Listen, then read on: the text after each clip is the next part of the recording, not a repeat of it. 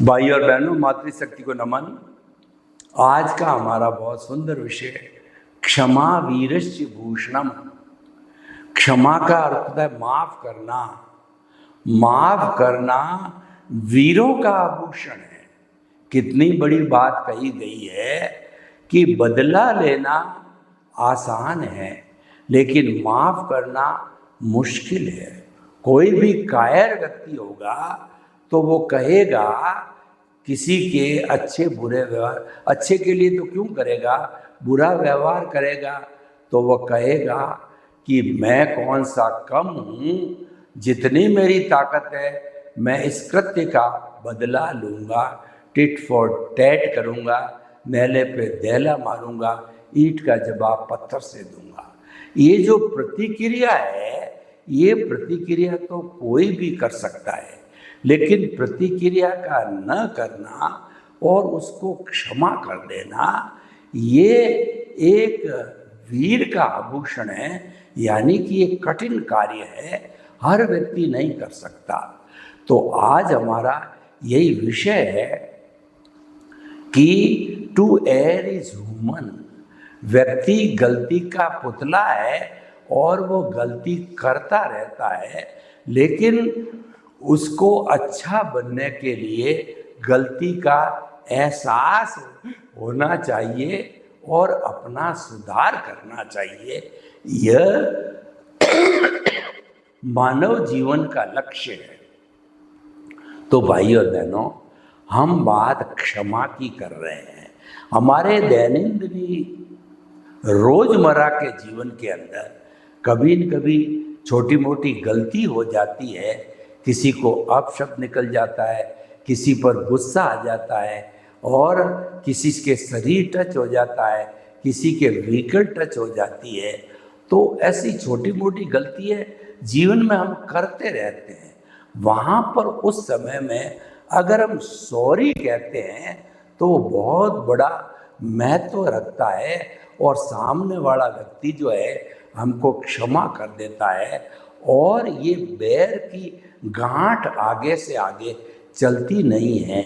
ये जो गांठें पड़ती है तो आदमी ग्रंथ वाला हो जाता है, जबकि हमारा जो जैन धर्म है इसको निर्ग्रंथ कहा जाता है कि एक ऐसा धर्म है जो कि गांठें नहीं पड़ने देता, क्योंकि इसमें क्षमा, आलोचना, प्रतिक्रमण, प्रत्याख्यान के कई शुद्धिकरण के मंत्र है और वो खाली मंत्र तक नहीं है, उसको जीवन में प्रथम प्राथमिकता दी जाती है। और ऐसा कहा जाता है कि व्यक्ति हर क्षण 84 लाख जीवा योनियों से क्षमा याचना करता रहता है तो उसको एनओसी मिलती रहती है। और सब प्राणियों की एनओसी जिसके साथ उस व्यक्ति ने कोई भी उसको कष्ट पहुंचाया, दुख दिया है, तो वो सारी जो है निर्ग्रंथ होकर के, भूल कर के, राग द्वेष समाप्त होकर के, अज्ञान समाप्त होकर के, कर्म शरीर समाप्त होकर के, कॉजल बॉडी समाप्त होकर के वह व्यक्ति जो है सिद्ध बुद्ध और मुक्त बन सकता है। तो भाइयों और बहनों, क्षमा का जीवन में बहुत बड़ा स्थान है और इसकी वैल्यू कितनी बड़ी है मैं आपको बताऊं कि एक बार आपका एकदम बड़ा बैरी है उसके पैर पड़ के उससे कहो कि भैया मुझे क्षमा करो, मैंने आवेशवश ऐसा कार्य कर दिया था, तो मुझे क्षमा करो, मैं भविष्य के अंदर ऐसा कार्य नहीं करूँगा। तो वह भी इंसान होने के नाते पसीज जाएगा और आपको क्षमा कर देगा। एक मैं उत्कृष्ट उदाहरण आपको देता हूँ कि दो पक्के मित्र थे, उनकी मित्रता सराही जाती थी, परंतु किसी बात को लेकर के उनके बीच के अंदर झगड़ा हो गया, विवाद हो गया, और ऐसा ही उदय प्रारब्ध था कि उस झगड़े में एक मित्र ने अपने मित्र का मर्डर कर दिया। उसको बहुत दुख हुआ कि मैंने मेरे मित्र को मार दिया, लेकिन जब उसे होश आया, वो क्षमाशील व्यक्ति था, क्षमा मांगना, क्षमा देने में विश्वास करता था। वह उस मित्र की माँ के चरणों में गया और हिंदू परंपरा के अनुसार जो ग्रीन जो पत्ता होता है या ग्रीन तिनका होता है, ग्रीन तिनका वो जो उसको अपने मुंह में डाल करके माँ के पैरों में पड़ा कि हे माँ, मैं तेरी गाय हूँ, मैंने मेरे पक्के मित्र तुम्हारे बेटे का जो है आत्महत्या कर दी, तो मुझे तुम क्षमा करो, तुम्हें मैं माँ के रूप में जीवन भर तुम्हारा भरण पोषण करूँगा, तुम्हारा आदर करूँगा, तुम्हारे बेटे की तरह मैं तुम्हारा पालन पोषण करूँगा। तो माँ भी क्षमाशील थी, तो उसने देखा अगर मैं इसको पुलिस के हवाले करूँ तो क्या होगा, इसको भी फांसी हो जाएगी, मुझे क्या मिलेगा। तब उसने चिंतन से जो है सोच करके देखा कि मुझे इसको माफ़ कर देना चाहिए, तो उसने उसको माफ़ कर दिया और उसने भी बकायदा माँ के रूप में अपने घर पे उसकी पूरी सेवा की और वो खरा उतरा जो उसने कहा था। तो देखिए कितना बड़ा काम हुआ। वो जो मरा है उसका बेटा, उसको तो माँ वापस नहीं ला सकती थी, लेकिन इस कुर्बानी से, इस फार्मूले से जे क्षमा करना और क्षमा लेना से उसने ये सीख करके और अपने नए जीवन का निर्माण किया और दूसरे अपने जो बेटे का मित्र था उसकी भी जान बचाई। तो भाइयों और बहनों, क्षमा वीरस्य भूषण के अंतर्गत हम आपको आलोचना, प्रतिक्रमण, प्रत्याख्यान के बारे में, इससे जुड़े हुए सूत्रों के बारे में बताएंगे कि आलोचना का अर्थ होता है कि पहले आप स्वीकार करो कि ये गलती मैंने की है। बहुत से लोग ऐसे होते हैं, गलती तो कर लेते हैं, बक बक कर लेते हैं, थप्पड़ मार लेते हैं, घूंसा मार देते हैं, गालियां दे देते हैं, तिरस्कार कर देते हैं, लेकिन वो स्वीकार नहीं करते। स्वीकार नहीं करने बिना शुद्धिकरण नहीं होता है। और कुछ लोग जो क्षमा लेना, क्षमा देना वाला जानते हैं, वो लोग तो कोर्ट में जाके कन्फेस कर लेते हैं कि इसको मैंने मारा और ये गलत कार्य मैंने किया, अब जैसा मुझे सजा देनी हो दे दो। ऐसे लोगों को जो कन्फेस करते हैं वो सारे केस की लंबी प्रक्रिया को रोक करके और जैसा भी मानवीय दृष्टिकोण से जो है उसके इस स्टेटमेंट के कारण उसको कम से कम सजा सुनाते हैं, क्योंकि उसने स्वीकार किया, उसने अपनी खुद की आलोचना की कि गलत कार्य मेरे से हो गया। तो कभी भी गलती हो जावे तो उसकी आलोचना करो, स्वीकार करो कि ये गलती मेरे हो गई है, माता पिता के सामने, गुरु के सामने, और किसी को नहीं कहना चाहते हो, अपने भीतर विराजमान शुद्ध आत्मा के साक्षी से स्वीकार करो कि गलती मेरे से हुई है। ये आलोचना है। प्रतिक्रमण का अर्थ होता है उस गलती का जो है वह एहसास करने के बाद में ग्लानि करो कि मेरे से गलती हो गई है, जिसके साथ हो गई है उसके समक्ष जाकर के कहो भैया मेरे से गलती हो गई, मुझे क्षमा करो क्षमा करो क्षमा करो 2 बार 3 बार, जब तक कि उसका मूड ठीक नहीं हो जावे, जब वो क्षमा नहीं कर दे, चाहे अपने पत्नी से हो, बड़े भाई से हो, छोटे भाई से हो, गुरु से हो, किसी से भी गलती होना संभव है, तो प्रतिक्रमण करो कि गलती मेरे से हुई है, मुझे क्षमा करके शुद्ध करो शुद्ध करो शुद्ध करो। तीसरा होता है आलोचना, प्रतिक्रमण, प्रत्याख्यान। प्रत्याख्यान का अर्थ होता है फिर आप संकल्प करो कि ये गलती पुनः नहीं करूँगा। जो गलती नहीं करता वह ईश्वर कहलाता है, और गलती करके उसमें सुधार करता है, प्रतिक्रमण करता है कि फिर भविष्य के अंदर प्रत्याख्यान करता है कि भविष्य में गलती नहीं करूँगा। वही वास्तव में सच्चा इंसान होता है, उससे उसका सुधार होता है, उसकी आत्मा शुद्ध होती है। तो ये जो है हमारा एक आलोचना, प्रतिक्रमण, प्रत्याख्यान का एक पैकेज है अपने आप को शुद्ध करने का, 84 लाख जीवा योनि से क्षमा याचना करने का। इसकी जैन धर्म में बहुत बड़ी वैल्यू है, और ये एक आइडियल पैकेज है।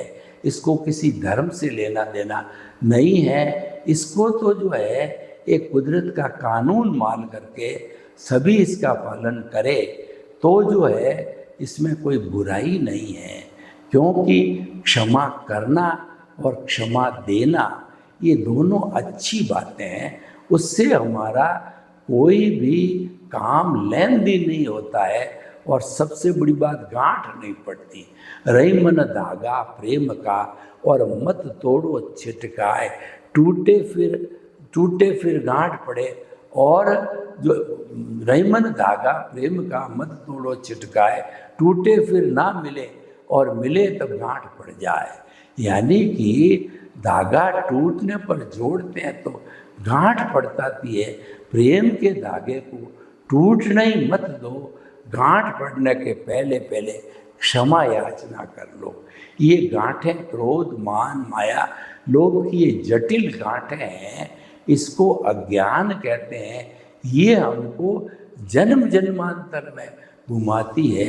कमठ ने भगवान महावीर के जीव से ऐसी जो है गांठें बांधी कि वो 10 जन्म तक लगातार बदला लेता रहा। भगवान ने तो उसको क्षमा कर दिया, परंतु वो बार बार उस गांठ के वशीभूत बैर बांध करके भगवान से बदला लेता रहा। उसने कमठ के जीव ने भगवान से कभी भी माफ़ी नहीं मांगी, तब उसको नारकी का जीवन मिला और भगवान उसको माफ़ करते रहे, तो वो भगवान बन गए और वो सिद्ध बुद्ध मुक्त बने, वो तीर्थंकर बन गए। तो भाई और बहनों, इतनी पावर है क्षमा करने की, इतनी पावर है कि हमारी आत्मा में शुद्धि होकर के प्योरिटी की ओर जाते हैं। देखिए, हमारा आर्ट ऑफ द विजन है जो सम्यक ज्ञान सम्यक दर्शन का डेवलपमेंट करता है। तो किसी को माफ़ करना, किसी से माफ़ी लेना, आलोचना, प्रतिक्रमण, प्रत्याख्यान, उन सब से जो है और आत्मा को केंद्र में रख करके उसकी साक्षी से करते हैं, तो हमारा आर्ट ऑफ विजन का मुख्य अंग जो सम्यक ज्ञान दर्शन है उसका डेवलपमेंट होता है। यानी मिथ्या ज्ञान मिथ्या दर्शन रूपी जो गांठ है वो घुलती है, वो अज्ञान घुलता जाता है। तो भाइयों और बहनों, ये बहुत ही सुंदर विषय है।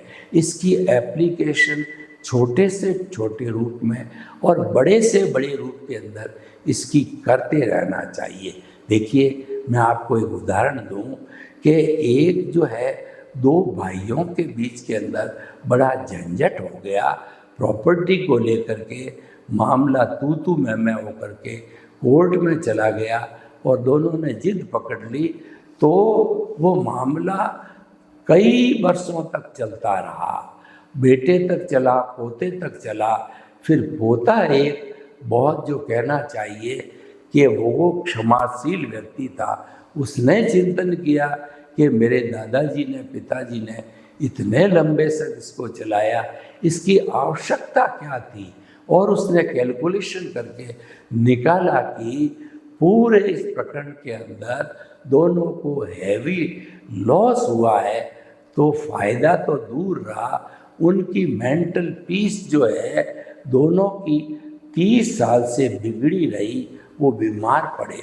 तो उसने क्या किया कि अपने भाई के पास में जाकर के, केस चल रहा था, उसे क्षमा याचना की, और वो छोटा था तो उसका इससे प्रणाम किया और कहा भैया दादा और पिताजी ये जो है 30 वर्ष से इस केस को लड़ रहे हैं। केस क्या है कि उनके जो है वो घर के अंदर कोई भी खिड़की निकालने का मामला था, तो उन दोनों ने कहा कि भैया आप मेरे को क्षमा करो, मैं आपको क्षमा करूं, कोर्ट से केस विड्रॉ कर लेते हैं और फिर हम दोनों बैठ करके इसका हल निकाल देते हैं। तो कितना बड़ा फायदा हो गया। प्रतिद्वंदी खुद मिल करके या जो कोई जो दोनों का परिचित हो, पंच जो है डाल करके सॉल्यूशन कर लेते हैं तो सुखी रहते हैं, क्योंकि ऐसे सॉल्यूशन का अर्थ होता है कि एक दूसरे को क्षमा कर देना, और क्षमा नहीं करते हैं तो ये बैर की गांठ है, आगे से आगे आगे से आगे बढ़ती जाती है। हमें गांठ बढ़ाना नहीं है, गांठों को खोल करके सारा निर्ग्रंथ होना है। और ये निर्ग्रंथ होने का अर्थ ये है कि हमारा पूरा ज्ञान जीरो हो गया और हमारा सम्यक ज्ञान, सम्यक दर्शन, आर्ट ऑफ विजन का जो है वो 2% से 360 डिग्री तक चला गया, यानी कि वह सिद्ध बुद्ध मुक्त बनने की अवस्था तक, केवल दर्शन की अवस्था तक पहुंच गया। तो भाई और बहनों, क्षमा है वास्तव में वीरों का आभूषण है, इसको अपनाना चाहिए।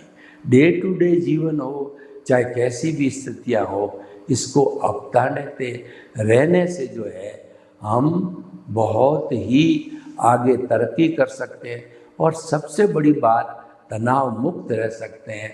और उससे भी बड़ी बात है, हमारे कर्मों का बंधन नहीं होता है। ये कर्मों का बंधन है इन्हीं बैर की गांठों के कारण होता है, उसी को अज्ञान कहते हैं। क्योंकि ये झगड़े को लंबा चलाना, इसके अंदर भी मिथ्या ज्ञान, मिथ्या दर्शन और मोहनीय कर्म की एप्लीकेशन है। क्योंकि जो व्यक्ति ऐसे झंझनों को लंबा चलाता है वो कर्ता बन जाता है, और कर्ता बनने का अर्थ ये है कि आपके मिथ्या ज्ञान, मिथ्या दर्शन है, और कर्ता भाव से आपके कर्मों का मीटर चालू हो गया है। बिजली और पानी के मीटर कनेक्शन चालू रहेंगे तो चाहे आप उपयोग लो या मत लो, मिनिमम तो आपको पे करना ही पड़ेगा जब तक कि वो कनेक्शन कटा लिए नहीं जाते हैं। तो कनेक्शन कटाने का अर्थ ये है कि जहाँ कहीं भी झंझट की संभावना है, जहाँ कहीं भी झगड़ा होने की संभावना है या झगड़ा हो गया है, तो आप उसको तुरंत मिटा दीजिए। झगड़ा एक जो कैंसर का रोग है, ये बढ़ते बढ़ते कितना बड़ा रूप कोर्ट की कार्रवाई, पुलिस की कार्रवाई तक पड़ जाता है, तो कितना काम बढ़ जाता है। तो उसका सबसे बड़ी रेमेडी है, जो निवारण है, वो क्षमा वीरस्य भूषणम है। यानी हमें क्षमा कर देना चाहिए और क्षमा लेनी चाहिए, इसका भरपूर उपयोग करना चाहिए। उससे हमारा एनवायरनमेंट बहुत अच्छा बनता है। क्षमा लेना और क्षमा देना एक पॉजिटिव थिंकिंग है, और ये सकारात्मक विचार है, और यह वही व्यक्ति कर सकता है जिसके अंदर जो है अपने हृदय की पवित्रता है, अपने आत्मा की पवित्रता है। जो हलू कर्मी है, जिसके कर्म हल्के हैं, वही यह कर सकता है। तो भाई और बहनों, हम आपको बताना चाहते हैं कि जो है यह हमें जो है इसका उपयोग भरपूर करना चाहिए, और ये फार्मूला हमारे जो है वर्तमान जगत के भी लागू होता है, भविष्य में भी लागू होता है, यानी व्यवहार जगत पर भी लागू होता है और निश्चय जगत पर भी लागू होता है। यानी हमारा वर्तमान का जीवन इससे बच्चा होता है और हमारा भविष्य है जो कि हमारा कहना चाहिए शाश्वत सुख की प्राप्ति का है। तो क्षमा करने से कौज नहीं पड़ते, नए भाव कर्म नहीं बनते और हम हल्के रहते हैं। देखिए, हल्की चीज होती है, उसको लकड़ी को पानी पर डाला जाए तो वो डूबती नहीं है। उसके बनिस्पत अगर थोड़ा से भी लोह का टुकड़ा डाल दो, वो भारी होने के कारण तुरंत डूब जाता है। तो आत्मा की भी यह अवस्था है कि जो आत्मा हल्की होती है वो ऊपर की ओर यानी मनुष्य गति, देव गति में जाती है और उससे भी ऊपर मुक्ति को जा सकती है। लेकिन वही लोहे की तरफ बने तो तिर्यंज गति या जो है नरक गति में दुख भोगने को जा सकती है। तो ये हल्कापन जो जीवन में आता है ये क्षमा से आता है। आपके जो है जबान पे हर समय सॉरी सॉरी सॉरी आना चाहिए। पति पत्नी से थोड़ा सा टिट बिट्स हो गई, सॉरी कहने से आप हल्के हो जाते हो। तो सॉरी भी उसके मुंह से निकलेगा कब? क्षमा करो भैया मुंह से कब निकलेगा? विनयशीलता के कारण। जब तक विनय का गुण नहीं आता है तब तक व्यक्ति क्षमा मांग नहीं सकता। जो लोग कठोर होते हैं, भारी कर्मों के होते हैं और जो कहना चाहिए कि नारियल के पेड़ की तरह होते हैं, बांस के पेड़ की तरह होते हैं, तो वो बड़े अक्कड़ वाले होते हैं, वो नमते नहीं हैं। और दूसरा सेब का पौधा है, आम का पौधा है, ज्यों ज्यों उस पर फ्रूट आते हैं जब वो नमता है। यानी विनयशील व्यक्ति तो विनम्रता का उपयोग करता है।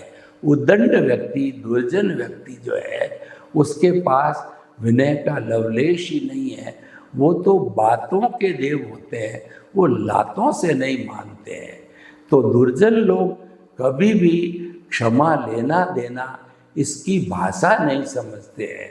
सज्जन व्यक्ति इसकी भाषा समझता है। तो हम ये कहना चाहते हैं कि किसी भी उम्र का व्यक्ति हो, किसी भी पद का व्यक्ति हो, जो सॉरी, क्षमा करो, माफ़ करो, इन शब्दों का यूज़ करता है और इन चीज़ों को आर्ट ऑफ द विजन के अंदर फिट करता है, तो वो भी सम्यक दर्शन, सम्यक ज्ञान को बढ़ाने में बहुत सहयोगी होते हैं। क्योंकि ये विनय से जुड़े हुए हैं और विनय जो है सब गुणों की खान है। एक अगर विनय का गुण आता है तो सारे अच्छे गुण उस व्यक्ति में आ जाते हैं। और एक उद्दंडता यानी कि अहंकार किसी व्यक्ति में आ जाता है तो सारी बुराइयां भी उस व्यक्ति के पास में आ जाती है। तो भाई और बहनों, हम आपको बताना चाहते हैं कि ये क्षमाशीलता जो है एक अच्छा जीवन है, एक अच्छा व्यवहार है और एक अच्छा लाइफ स्टाइल है, अच्छा जीवन जीने की पद्धति है। ये साइंस ऑफ लिविंग है, इसको अवश्य ही अपनाना चाहिए और इसको अपनाने वाले लोग बड़े सुखी रहते हैं, हल्के रहते हैं और टेंशन फ्री होते हैं। क्योंकि देखिए कि हम काम करते करते गलती संभव है और कई लोग जो हैं वो तुरंत ही माइंड कर लेते हैं।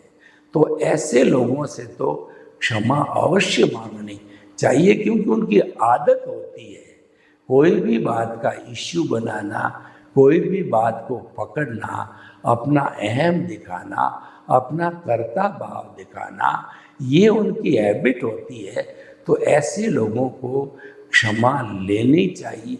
लेना तो उनकी मर्जी है, पर क्षमा तो कर तो देना ही चाहिए। देखिए, जो व्यक्ति क्षमा नहीं करता है वो अपना दुश्मन है।